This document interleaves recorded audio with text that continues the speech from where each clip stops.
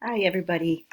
Thought I'd record a couple of small, short lectures for you so that we don't fall further behind while we're on our class trip to Boston. So, what you're going to do is watch these videos, take notes on the guided notes, and we'll be right on pace to where we should be when I come back on Wednesday.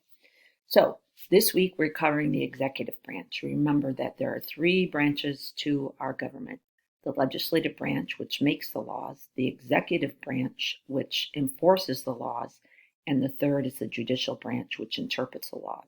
Today we're focusing on the executive branch, specifically the office of the president. We're going to just do a brief overview of what the presidency is all about. So, the qualifications to be president. President must be a natural born citizen,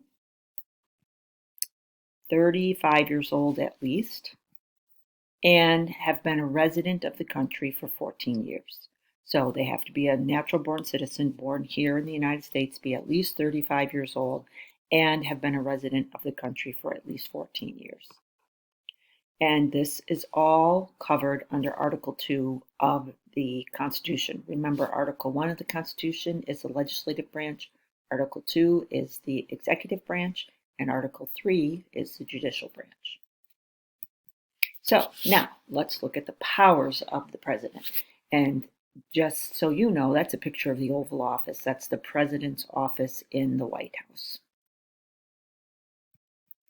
So the executive powers, that's a picture of Franklin Delano Roosevelt. For those of you who don't know, he was paralyzed. He had polio as a child, well, as a young man, and one of the side effects of the polio was he was paralyzed. So when you see him standing, he has braces on his legs, and he was holding onto the podium. He was not able to walk.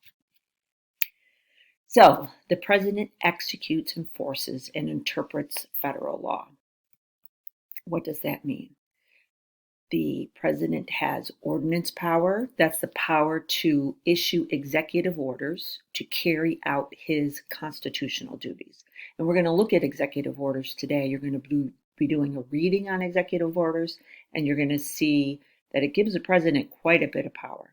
Executive orders essentially have the power of a law that had been passed by the legislature. So the power to issue those executive orders, or the ordinance power, is a very strong power. So let's take a look at those. That's President Reagan, by the way, and Drew Barrymore, for those of you who may know her. Also, in addition to the ordinance power, the executive branch gives the president appointment power. And what that means is he has the authority to appoint cabinet members, which we're going to take a look at later this week. So, you know, when you hear about the different cabinet posts, like the Department of State, so you had the Secretary of State, the Secretary of Housing, Secretary of Defense, those are all cabinet positions, and the president has the authority to appoint those. Ambassadors, those are our representatives in foreign countries. Diplomats, same thing. Head of agencies, so the executive branch is huge, has a lot of very important agencies. Department of Veteran Affairs, Department of Defense, Department of Housing and Urban Development. Those are all agencies, and the president has the authority to appoint the heads of those agencies. In addition to that, the president has the power to appoint federal judges. That includes all levels of the federal judiciary. So that goes from the lowest district court judge all the way up to the Supreme Court judge, as well as military officers. Now, the Senate needs to confirm or reject those nominations. So remember, that's one of the powers of the Senate, is to confirm or not confirm nominations. That's, again, part of the separation of powers and the balance of powers. The president also has diplomatic powers. That is a picture of President Wilson on the right, and the person standing next to him is Georges Clemenceau. He was the leader of France following and during World War I. This is during the negotiation of the Treaty of Versailles. So that's President Wilson. So, and the reason they have President Wilson's picture there is because the president has the authority to make treaties with foreign nations. Now, those treaties, again, are subject to Senate approval. They have to be approved by 2/3 of the vote.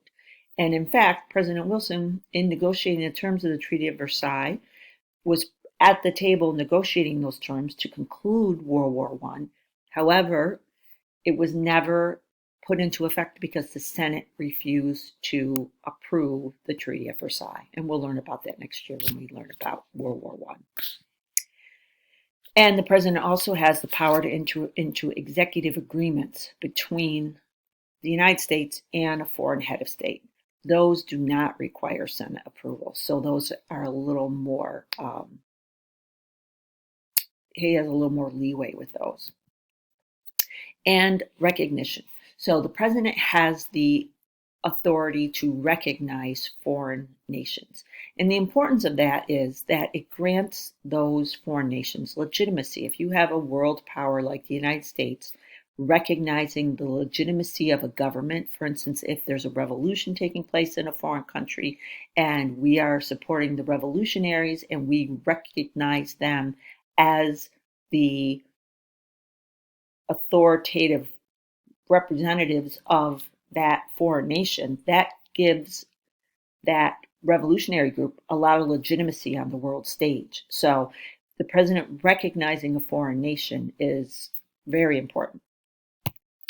All right, military powers. That's a picture of Lyndon Johnson. And Lyndon Johnson was president during the Vietnam War, and he struggled with the decisions he had to make, sending young men into war, and things were not going well. And this is a picture of him actually quite despondent over decisions that he's had to make during the Vietnamese War. So the president is the commander-in-chief of the armed forces, and that includes all the branches of the armed forces: Navy, Air Force, Marines, Army, Coast Guard. He has almost unlimited power to use troops without a declaration of war. And that's in fact what happened in Korea and in Vietnam. And we'll learn about those next year. And that comes about through the War Powers Resolution Act of 1973. They put some limitations on it. So the president reports to Congress within 48 hours if he's going to commit forces to combat. So once he commits forces to combat, he has to let Congress know within 48 hours that he's done that. Combat, so the actual fighting, has to be completed within 60 days. If it's not completed in 60 days, then there has to be a declaration from Congress permitting the war and those efforts to continue. So the president can send troops into battle for 60 days. He has to notify Congress. If that battle is not completed or that war effort is not completed within 60 days, then there has to be a declaration from Congress approving it. So if there is no declaration made by Congress, the president has 30 days to pull out and return the troops home. And this was a limitation so that we didn't have the president committing troops to these long, drawn-out wars that weren't really quote-unquote wars, and preventing the president from usurping that power to declare war. Okay, the president also has legislative powers. This is a picture of President Obama giving a State of the Union address. So what the president does through the State of the Union address, remember, State of the Union address is given by the president every year in January. And what he does is presents what he feels the United States needs and where we are at in terms of what legislation needs to be passed. So through the State of the Union address, he brings up issues concerning the budget, concerning economic reports, concerning any legislation that he feels is needed. And this provides, well, then there are also, the president also has checks on the legislative branch. Remember, the President signs bills into law. Once the bill has passed both the Senate and the House, it then goes to the president, and the president has the authority to either sign the bill and then it becomes law. He can veto the bill, which means that he rejects it. His veto can then be overridden by a 2/3 vote in both houses of Congress. Or he can do nothing. And if he does nothing, the law becomes, or the bill becomes a law within 10 days, even if the president doesn't sign it. So after 10 days, it becomes a law. However, if Congress is not in session within that 10 days and there is no signature by the president, the bill dies. It does not become a law. And that's what's known as a pocket veto. A pocket veto. So if Congress is not in session and the bill dies within those 10 days without a presidential signature, it does not become a law.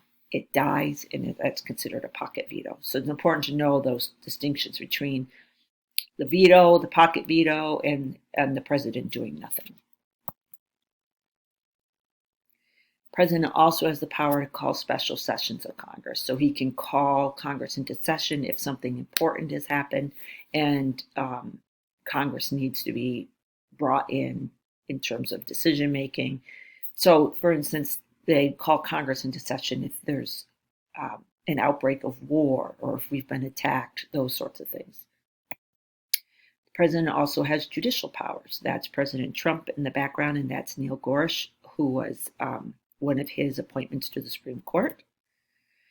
The president has the authority to pardon, and what a pardon is legal forgiveness for a crime. For example, when President Nixon was involved in Watergate, President Ford pardoned him, so that wiped the slate clean for President Nixon. The president also has the authority to give amnesty, and what amnesty is like a blanket pardon to a group of violators. So, for instance, during the Vietnam War, a lot of people who were conscientious objectors and people who just, for one reason or another, didn't commit to going to the war. Maybe they were fearful, maybe they were, just opposed to war in general. For whatever reason, many people escaped or fled to Canada. And they became known as draft dodgers because there was a draft in effect that drafted people into the war and into the army to go fight in Vietnam. And what President Carter did was granted amnesty to those people who had dodged the draft. That was in 1977. And again, as we discussed, the president has control over the judiciary because he has the authority to select the judges. And that's especially important when it comes to the Supreme Court. There's a picture of President George W. Bush. These are checks on presidential power. So, 2-term limit. The 22nd Amendment to the Constitution says that the president could only be in office for 2 terms. That came after after FDR and World War II, because FDR was in office for 4 terms.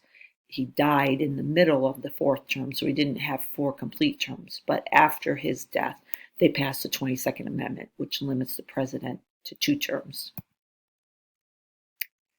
He's also subject to congressional investigations. And we have the impeachment power, which is held by the House of Representatives. Remember, we talked about that last week. Impeachment means bringing charges against somebody. So the House of Representatives kind of acts like a grand jury in the impeachment process. And then if impeachment is brought, the trial to determine whether or not the president committed the crimes that he's accused of and needs to be impeached, that is held by the Senate. So the House is like the grand jury. The Senate is like the trier of fact, determining whether impeachment is warranted. And also the media acts as a watchdog. That's a check on the president's power because obviously various forms of media, different internet websites, different television networks, different newspapers all report on the president, and that's another check on his power. So think about what you've just learned and tell me which power of the president do you feel is the most important and why. You can write that right on the back of the guided notes that I gave you, and I will take a look at those, okay? All right, guys. Thanks for listening, and I will see you tomorrow.